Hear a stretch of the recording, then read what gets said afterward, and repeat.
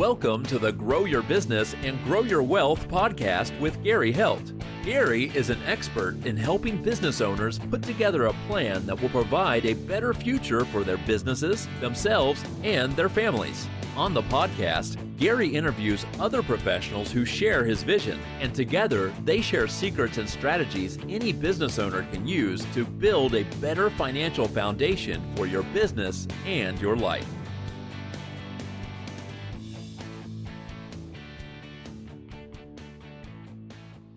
Hey, welcome back to the podcast. This week, my guest is Peter Kingma, and he is with Ernest Young. Welcome, Peter. Thank you. Good to be here.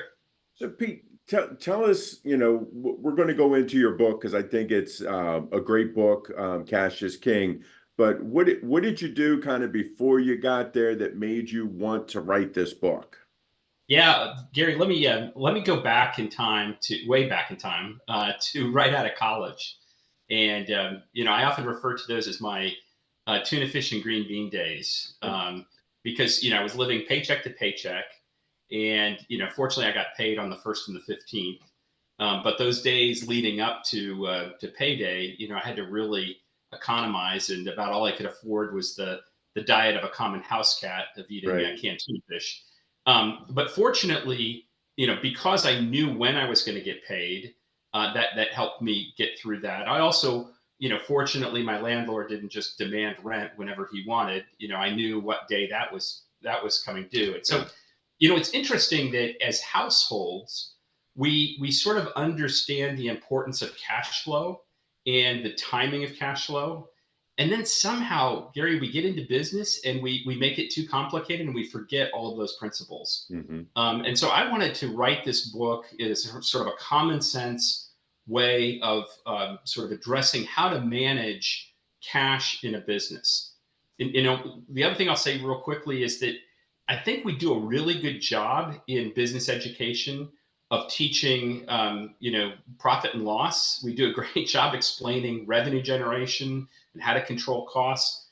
But there's a third leg to that stool, which is cash. And I think we do a pretty lousy job explaining that. So that's what I'm set out to try and do in this book. Right. In the book, you do talk about, that there is the difference between revenue and cash. Can you go into that? Yeah. Profitable companies can go bankrupt, right? Mm-hmm. So I talk about, in the introduction, now this is dating me a bit, Gary, but going back to the 1980s when, the Chrysler Corporation, the 10th largest company in America, had to go hat in hand before Congress because they didn't have enough cash. And so, businesses can go bankrupt if you don't manage the cash flow.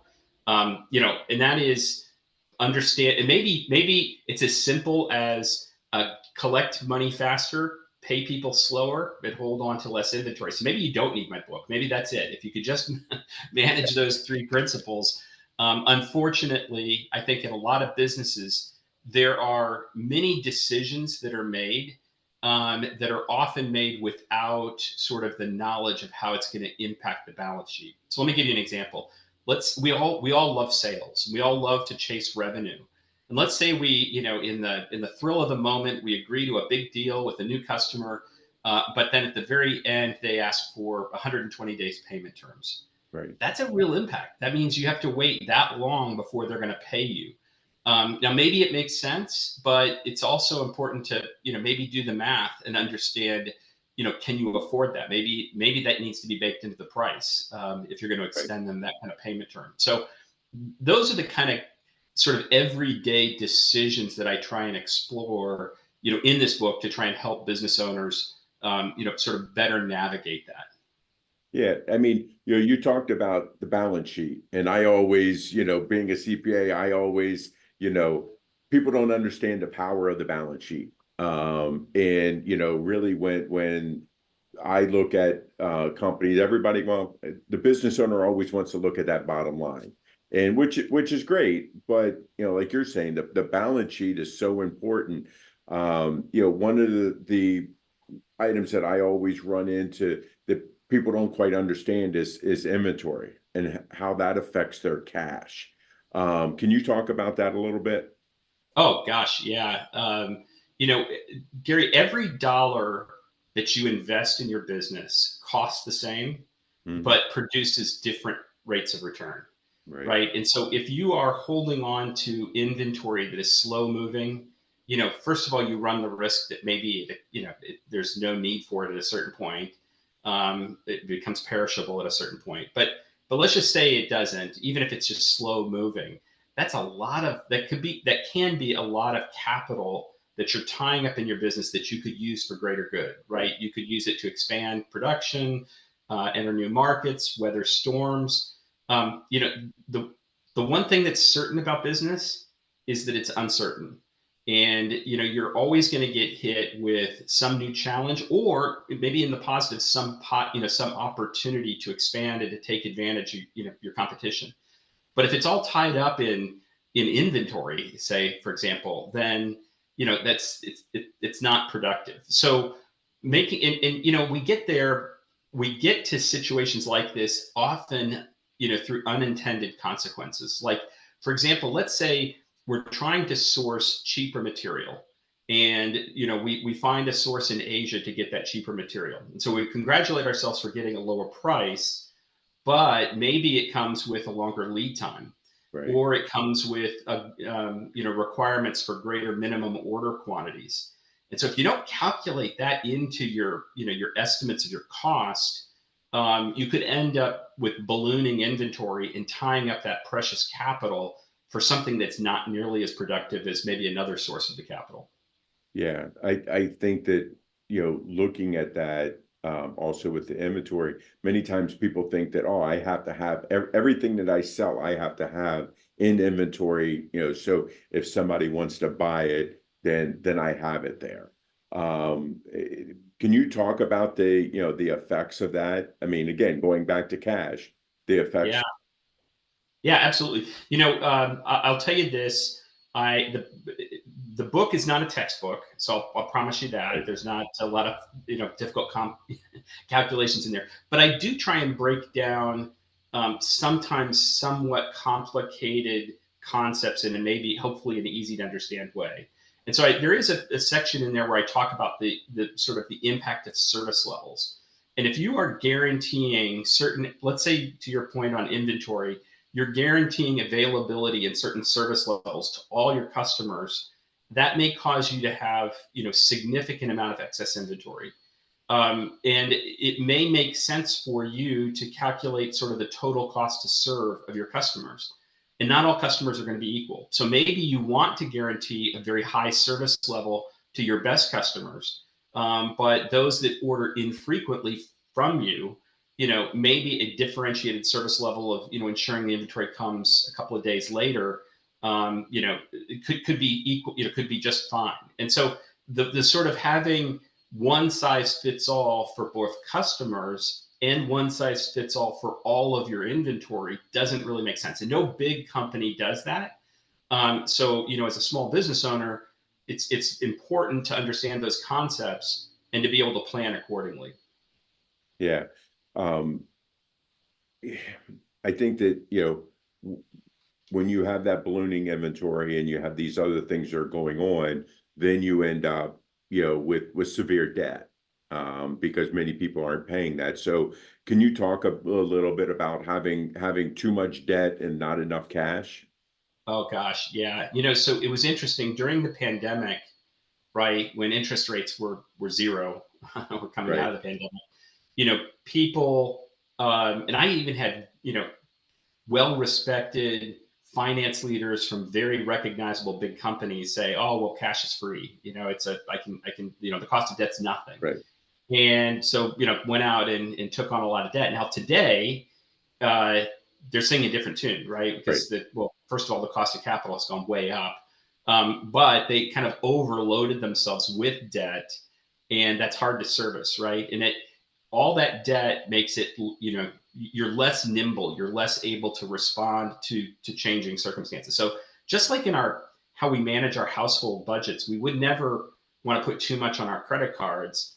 The same applies to businesses, right? Even if the interest rates are low, debt comes with a cost. And so the ability to generate cash from operations is why businesses are in business.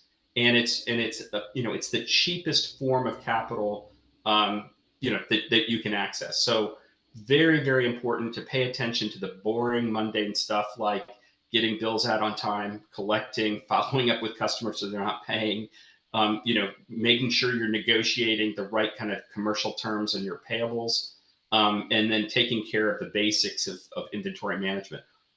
All of that stuff, will generate a cheaper cost of cash and of capital than it will if you have to go out and borrow it. Right. You many times, we look at these different quick ratios and things like that for our businesses to help us manage them. One of being inventory turnover. But I think one that a lot of people don't look at is the accounts receivable.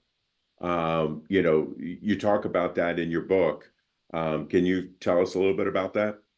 Yeah, so if you are a small business owner, if you're dealing with customers, you may find that you don't have as much leverage on the commercial terms. Maybe you do, but you might not. And if you get if you're in that sort of situation where you're selling to, other groups, other parties that are bigger than you and that can kind of dictate what those terms are, like I said, the 120-day terms or whatever they might be, then it is crucially important that you understand you understand all of the elements in getting the correct invoice out on time to the right location, because the common practice within business these days is that the payment clock doesn't start until the invoice is received. So it doesn't matter what date is on that invoice. If for some reason you get it to the wrong place, or it contains the wrong information, or you don't reference the correct purchase order number, all of those little things can trip up. And especially if you're in a business where you bill based on performance milestones, so important to make sure that you're monitoring that and you get those invoices out exactly when you can. The other bit is, honestly, I bet a steak dinner that most times if you're not getting paid, it's not because you have deadbeat customers. I mean, sure there are going to be some that play games, but honestly, most often it's because we've done something incorrect. Mm-hmm. Like I said, we've gotten the wrong kind of invoice, we short shipped, there was some problem on our end. So it's also really important that you keep track, and we call that dispute resolution, that you keep track of what those issues are, that you find a quick way to resolve them, and then you make sure that you bake into your business processes ways to avoid those going forward.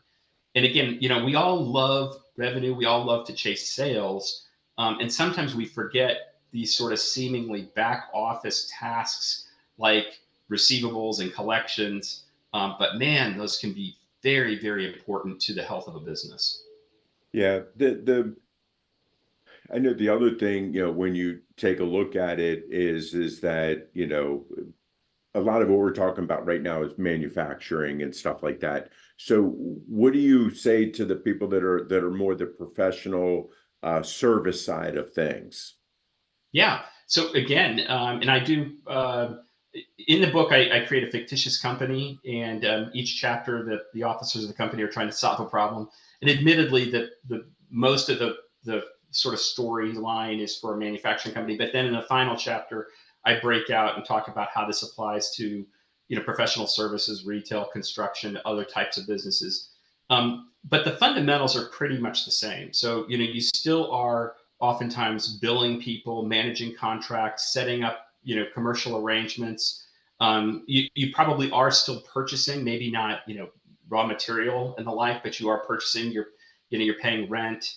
You're paying office supplies, all those sorts of things. So those things very much apply. Professional services, again, this is one that I just see so many sloppy practices around the timing of billing, and really understanding, what triggers this, and making sure you get, bills out the door quickly. If you're billing by the hour or you're billing by milestones, very, very important that those go out and that you're keeping track of those. And sometimes, clients or customers will ask for aggregated billing, where, you have to bill, maybe all aggregate until the end of the month and then bill at that point in time.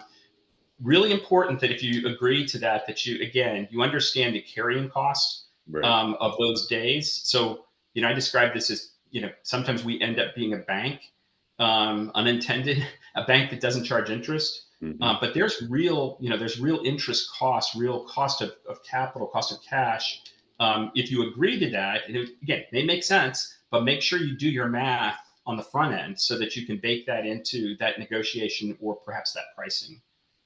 Now, do you have a recommendation for people on, and I'm going to say for service or non-service, for when they do their billing? Should they pick a particular day of the month that they get it out? Should they look at, okay, once a week, or, how do you recommend that they help manage that process?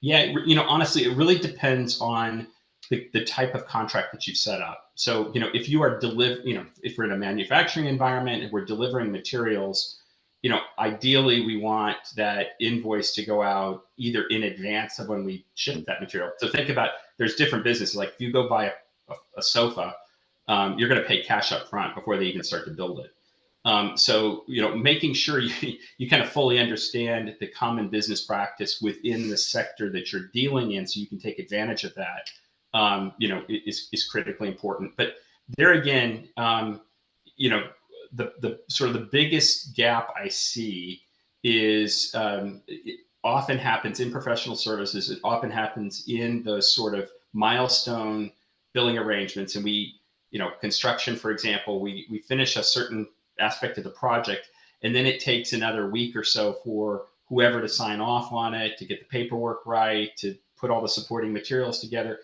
And that's a foot fault. It's a needless mistake that we're making, that that should be part of our business plan. We should be working on that as we go, so that the minute we're ready to hit send, we are able to hit send on those bills.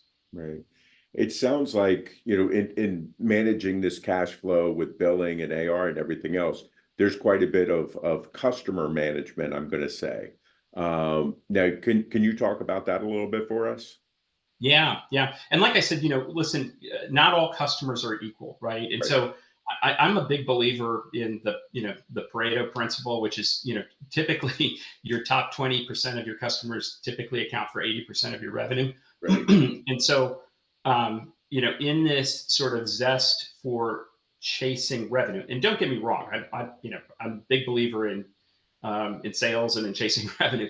But in doing so, really, really important to understand where your customer fits on that continuum. How valuable are they to you? What's their profit contribution? What's the cost to serve? And then, perhaps go into negotiations or into commercial arrangements, whether it's service levels or whatnot, but making sure that you fully understand, sort of the benefit that those customers provide to you on the front end. The other thing we hadn't talked about, Gary, is this notion of doing, sort of credit reviews on customers. Hmm. And, I think another trap that sometimes we get into is we'll do an initial credit review if we're taking on a new customer, and then we don't periodically check that. We don't update that. Right. And gosh, so important to do that, right? Because all kinds of things change, and businesses come and go. Even big recognizable companies, start to stumble. And there are all kinds of services, Dun & Bradstreet, et cetera, that you can use to do those, the credit checks on customers. But so important to bake that into your business process as well, to do that on a periodic basis. I say, at least once a year, is a sort of a good practice. The other thing that, if you are, say, a mid-sized business, I highly recommend that the credit and the customer intake process, that review process, be done not by the sales organization, but be done by finance, so that you've got an impartial view, and you're sort of candidly, impartially reviewing the worthiness of that customer, and you can then advise sales on how to negotiate the commercial terms. But I wouldn't put the keys, in the hands of the sales team. Not that I don't trust them, but it's just, again, it's get a different set of eyes on that to make sure that you're making a really wise decision. Yeah, because so much of that, we tell the salespeople go out and get sales for us, so they're going to do whatever they have to do to get the sales. But then, on the back end, if we don't collect the money, then, we've lost out double because we've already put everything out. We probably have paid bonuses, commissions, and so forth, and then not collecting the cash certainly doesn't help. Do you recommend doing I'm going to say a cash flow budget like most people do for a profit and loss budget? Do you recommend doing that for the cash flow also?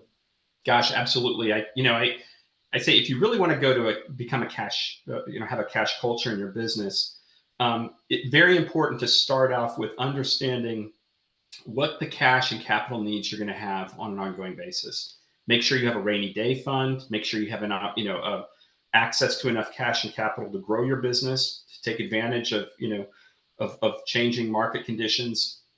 But I think far too often what we do is we just look at our sort of operations and then we say, gosh, if only we could, decrease inventory by 5%, or if only we could collect a few days faster, which is such a backward way of thinking about it. Because, we wouldn't, again, going back to how we manage our household budgets, we wouldn't do that, right? We would look at, hey, I'm going to buy a new house. I need to get a down payment. So I'm going to need to save up for that. I'm going to need to be liquid here. I'm sending my kids to college.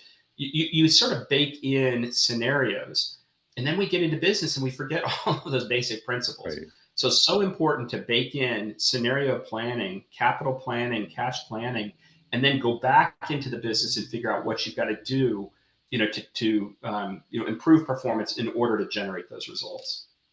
Now, what's your recommendation if somebody has, they have their business and they've kind of, obviously the cow's out of the barn at this point, and they're kind of have the debt and everything else, but they're trying to pull back. We're kind of, besides picking up your book and reading it and learning about it, kind of what's the first step that you think that they really need to take? Yeah, it's the basics, really. It's going back and again, looking at your customers, your cost to serve your customers. What are you doing in terms of your receivables? Calculate your best possible DSO. So this is if you figure out, if I add up all of my customers and what their sales terms are, my best possible DSO maybe is, I'll make up a number. Let's just say it's 48 days or 52 days. And then if I calculate, how long on average does it really take me to collect? And if it's like 60 days, well, then I've got a delta there. I've got to go get those 8 days. And that's the kind of stuff that's fully within our control. And that doesn't require you to go and renegotiate a contract or renegotiate terms. It means that somehow in your process, whether it's you're not getting the right material out, you're not following up fast enough with customers on collections, that represents an 8-day opportunity. The flip could be said for everything else. So for payables, make sure we're not paying too soon, right? That we're paying according to the contract. Also, do some homework. If you're buying or selling to a public company, you can very quickly find out what their DSO or DPO is. And so, if I'm let's just say I'm selling to a public company, and I've got 60-day terms, but their DPO, so what they're on average are paying to others, is 40 days. That also begs the question of, can I go back and renegotiate with them? Because obviously they're giving better terms to somebody else. So it's no matter where you're at in the life cycle of your business, there's always an opportunity to sort of get back to the basics. And again, gosh, it's not hard to do stuff. It's just so easy not to do it. And we've just, again, we kind of have forgotten the basics, and we are so fixated on profit and loss that we forget some of the fundamentals of managing cash flow. Yeah, I think, especially for small business owners, looking at that, it's like, great, that profit and loss, with that profit is at the end of the year, you're paying tax on that. And if you haven't collected that money, you're paying tax on money that you haven't collected. And I think that's a hard pill to swallow when it comes tax time and you're having to write that check and you see all that money is sitting in AR and having to deal with that. Something that you said that I think that a lot of business owners, don't really think about is about paying your bills. And the fact that many times, the small business owner, as soon as the bill comes in, they write it and try to get it off their desk. Where if you have terms, then you're able to, hey, don't pay that bill today when you have 30 days to pay it, or hey, I need some extra time or whatever. Can you pay with a credit card that'll get you another additional 30 days or whatever it is, to do that. How do you feel about, like lines of credit and things like that to help you with your cash flow? Well, yeah, like factoring or taking advantage of supply chain finance, those are fine. I would say your first line of defense is making sure that you've negotiated all you can possibly negotiate on extending, if we're talking about payables, extending those payment terms as far as possible. So do your homework, understand what that market will allow for. Different markets, different sectors and different markets will have different prevailing terms. Right. The notion of trying to pay with a credit card is fantastic. And I advise big businesses to do this. Like if you know that your supply base accepts credit cards as a form of payment, do it, because that gives you extended terms, and you get you often get points back, you get discounts on it. So wherever possible, try and do that. Wherever possible, try and get out of writing checks. It's probably a good idea to let the 1970s go and to get out of this old paper checks. They're just cumbersome. You have to figure out the timing of when to get the check out on time. And so wherever possible, do electronic payments. And the same should be true on your receivables, right? Wherever possible, get your customers to agree to that as well. So I'm not opposed to doing, supply chain finance or factoring receivables or those types of things, but just understand there comes a cost with that. And, really important to, sort of do that sort of homework, like I was talking about, of calculating, what your best possible DSO is, what your actual performance is. Make sure you close those gaps first before you then, go out and pay the extra money on finance charges. Yeah, I think that the other thing that I see with a lot of my companies that are in the trades and stuff like that is that at the end of the year, once they hit a certain threshold that they're buying from these supply houses, then they get a rebate. So they actually physically get cash back from them once they hit a certain threshold. I think that that's something else when you're talking about going at negotiating terms and things like that. I think that that's something else that that the business owners need to think about. Absolutely. So we talk about this in the book as well, is that understand what your buying power is. And in some cases, you may want to consolidate. In some cases, you may, instead of spreading it out under 4 vendors, you may want to pick one vendor and tell them, listen, I'm going to put all my spend with you, in exchange for a discount or a rebate or some service level guarantee. But then, the argument could be made on the opposite too. You don't want to, maybe you don't want to be in a situation where you're so beholden to one vendor that if something happens. But so it's really important to do this sort of calculation and sort of understand the risk profile. And I've got a framework that I talk about in the book of how to do that, but really important that you understand where you're at in that sort of buying power dynamic so that you can either make the decision to consolidate or diversify. Great. So Pete, we covered a bunch of stuff in a short period of time here. What have I not asked you wish I had? Probably incentives. We touched on it with our sales when we talked about sales teams, but one, make sure that you create the incentives in the organization to get the desired outcomes that you want. So if we're just paying commissions to salespeople on sales, not on collected revenue, Right. then we've kind of taken away a powerful tool that could have been, during the sales process to negotiate a better term or to have our salespeople participate, in the collections process if needed, if there's a dispute. So review the incentives that you're giving to your organization.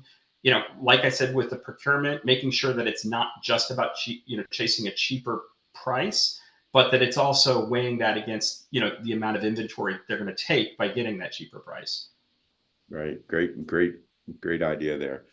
So Pete, if people like what they hear and they want to read your book, where can they find your book? How can they reach out to you if they have questions? Yeah, so books available on all platforms, Amazon, Barnes and Noble, etc. I have a website, peterkingma.com. You can also go there, and there's the links to all the places to buy the book. You can also download the introduction if you'd like, and then an Audible version of the book will come out this summer too. So if you're more of you want to hear it in the car kind of person, sometime in the June-ish time frame, there'll be an Audible version out. Okay, great. Hey, really appreciate your time today and talking with me. I think that our listeners definitely will get a lot out of this and be able to think of things a little bit differently now. Gary, really enjoyed it. Thank you. This week, our guest was Peter Kingma, and he's with Ernest Young, and he wrote the book, Cash is King. Thank you, guys, and I'll see you next week. 49 faces looked to him in triumph. Over the last 12 months, they had each taken turns and promoted his business for a week at a time, driving over $987,342 in revenue. What if you had a network of 50 centers of influence who promoted your business every week for a year? Grab your copy of the #1 Amazon best-selling book, The Ultimate Guide to Growing Your Business with a Podcast, at 33% off the Amazon price by going to ultimatepodcastbook.com. Again, that website for 33% off the Amazon price is ultimatepodcastbook.com.